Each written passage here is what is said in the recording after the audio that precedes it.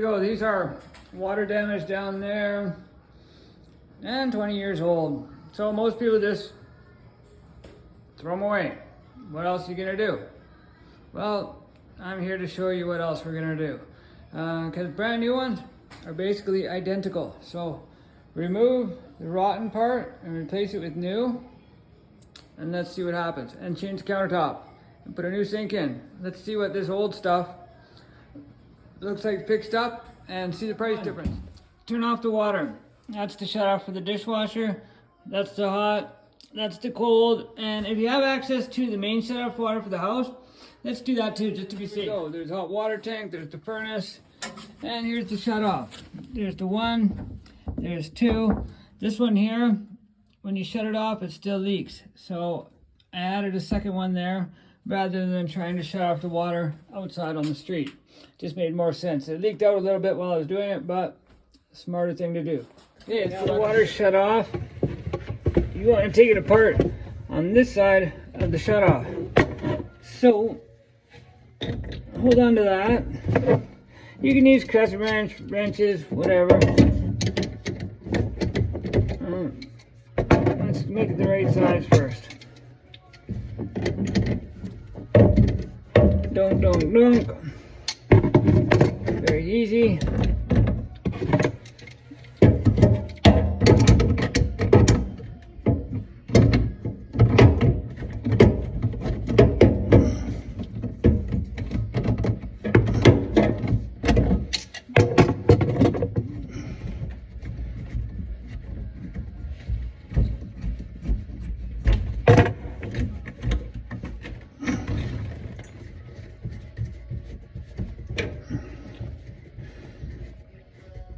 There we go. While you're under here, you'll want to take out the screws that hold the countertop on, which are right there, right there. You'll see them. They're the only screws that go in there. And remove all of them. And grab your knife, run around the outside of the countertop to remove the silicone from the wall.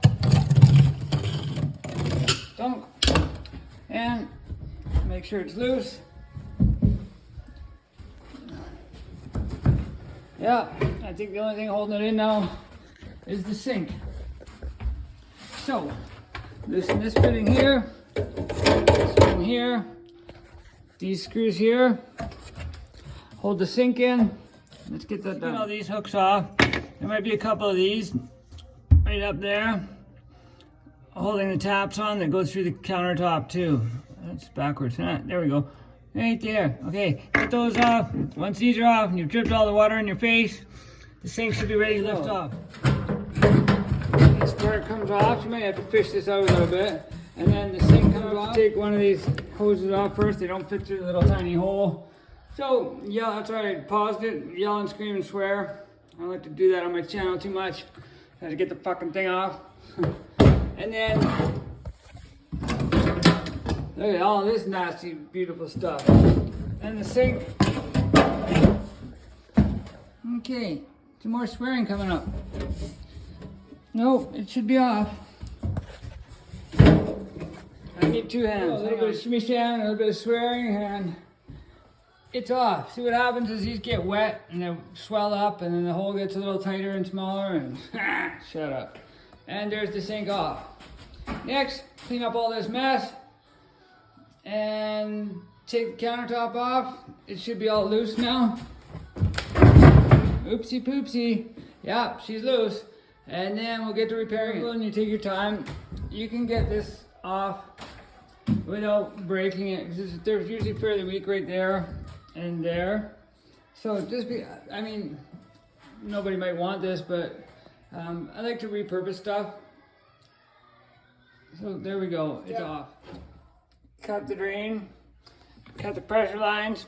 I use this Husky cutter, does a pretty good job. But first you want to make sure the water is all off and drained.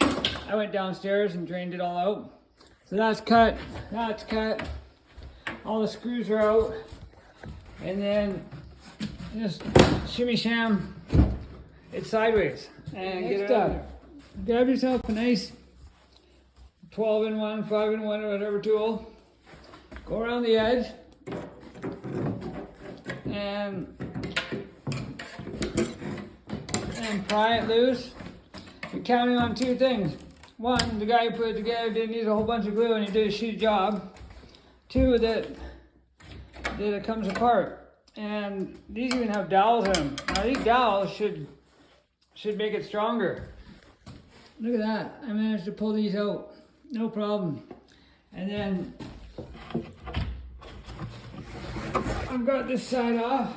And then you want to clean this all up. Clean all this up, clean this up, and then make a new one of these pieces. The bottom appears to be okay, but while I'm in there, let's replace the bottom part too, and then reuse that. The reason we're fixing this is because this one cabinet here is between $500 and $700, and now we just remake this and that, and save yourself $500 to $700. How long is it going to take? I don't know. Maybe a day. So keep going out. See this pile of stuff right there? That was there when I took this cabinet out. And also, there's a bunch of shit back here. Garbage. So when they're building a house, they're purposely throwing their garbage in negative spaces instead of cleaning it up and doing a good job. So good work, builders. Yeah, bada bing, bada boom. It's held together by some staples there. Some blocking for support. And a little bit of spit and sweat. Yeah, I don't know why these cabinets are so expensive. They're really not that well put together. But anyways, they're apart. Let's recreate these two pieces, put it back together. Quick video. I managed to get this out and apart without too much damage. So I've got the bottom part out. So I think I'm going to replace this because it had water damage on it anyways. So I'm just going to get supplies right now to replace the bottom and the side. And then I think I'll replace this side here that goes by the dishwasher. That might be enough out of one sheet, or I might have to buy two sheets, about $100 a sheet. So that's where I'm at right now. Hopefully this will be back done and in place by end of day. If no, let's just say it's going to be done by tomorrow. I like to think it's already run something now, so there we go. A tip. These three pieces I need are all about 3 feet long, give or take. Let's see. They are 32, 35, and 35. So what I did, and they're all 24 inches or less. So what I did here is I went to Home Depot, got a 4x8 sheet, and I got it cut at 24 and a half, which gives me half an inch of play to trim it down. Yeah, this one's 23, this one's 23 and 3/4. And this one's 24. So I can trim them down to the right size, and then they are less than 36 anyways. So what I did is I got to cut 24 and a half by 36. A 4x8 sheet, I got 4 pieces, and then 2 leftover pieces that are a little bit too small that I can use for scraps and blocking and whatever. So that was, I think, $70, and I bought some wooden dowels, because some of these are broken or missing. Actually, what I did is I bought a length of wooden dowel, and I'll cut my own, because they want $7 for like 12 of them. So I made a nice clean spot here. I'm going to put down some cardboard so I don't scratch it. I'll start making templates with these, cutting them, and get them ready to rebuild this and put it back. Stick around, yeehaw! This piece of cardboard, I've been saving it. Shower install came in it, so I got 4 pieces like that. Nice clean piece of cardboard. Anyways, here's the piece of wood I got. Now here's the factory edge. Here's the edge they cut with. So I'm gonna make sure this is at the back where you're not gonna see it, and use this for your front. And then just lay it out and get the one you want to make identical. Let's start with this. I don't know, let's start with an easy one. They're all the same, aren't they? Let's start with this one. Put them side by each. Let me think. Which side is this going to be side by each? That there. And I want the good side here. So let's spin this around like that. Shit. Doy. It's exactly the way I just had it. Flip it over this way.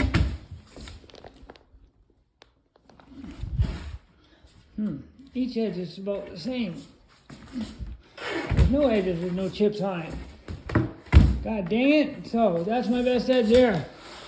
Right there. So that edge is a good edge. That's going to be that edge there. So I'm going to make some marks on this.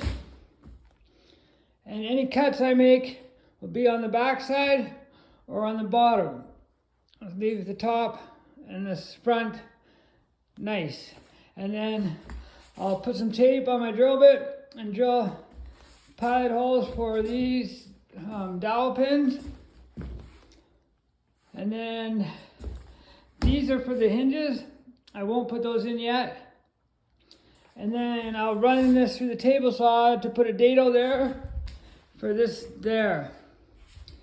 So let's start transferring measurements. Bubbles, a couple of squares, a sharp pencil. I have my laser level there just for shits and giggles.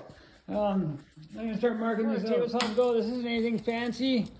When I got it, it didn't have a rip fence on it, so I had to make this because there's no way I was paying $280 for the fence when the whole saw was $400.